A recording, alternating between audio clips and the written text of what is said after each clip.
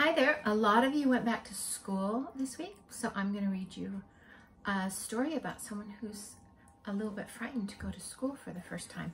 Now, your school might not be the same because you don't leave your house, but maybe you're still a little bit nervous. And this is called The Kissing Hand.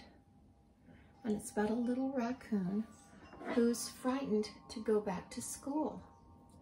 And we'll see how they figure out a way that he can feel better about going to school.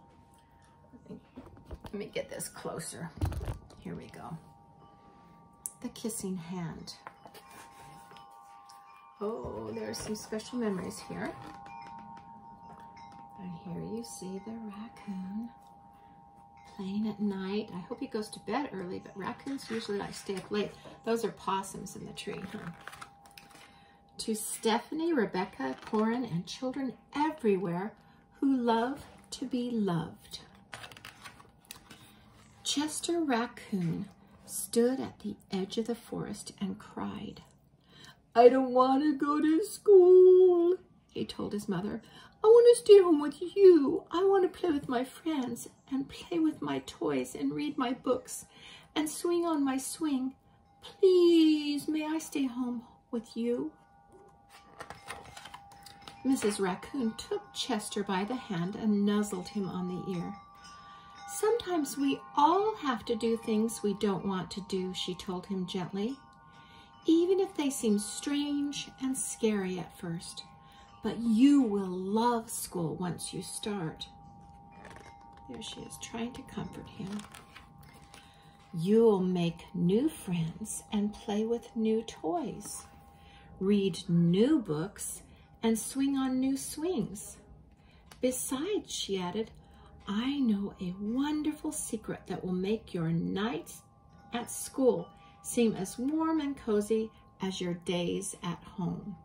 That's kind of funny because raccoons go to school at night because they're nocturnal. Chester wiped away his tears and looked interested. "A secret? What kind of secret?" "A very old secret," said Mrs. Raccoon. "I learned it from my mother, and she learned it from hers. It's called the Kissing Hand." "The Kissing Hand?" asked Chester. "What's that?" "I'll show you," said Mrs. Raccoon. And she took Chester's left hand and spread it open his tiny fingers into a fan.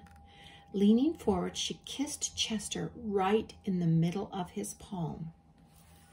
Chester felt his mother's kiss rush from his hand up his arm and into his heart.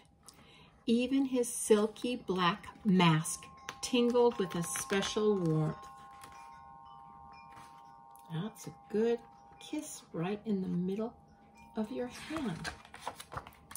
Mrs. Raccoon said, "Now, whenever you feel lonely and need a little loving from home, just press your hand to your cheek and think, 'Mommy loves you, Mommy loves you.' And that very kiss will jump to your face and fill you with toasty, warm thoughts."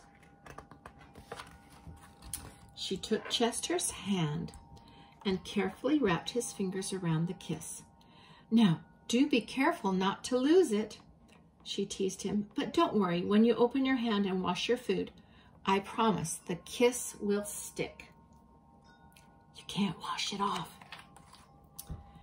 Chester loved his kissing hand. Now he knew his mother's love would go with him wherever he went, even to school. And look at all the fun things he's doing playing. That night, Chester stood in front of his school and looked thoughtful. Suddenly, he turned to his mother and grinned. "Give me your hand," he told her.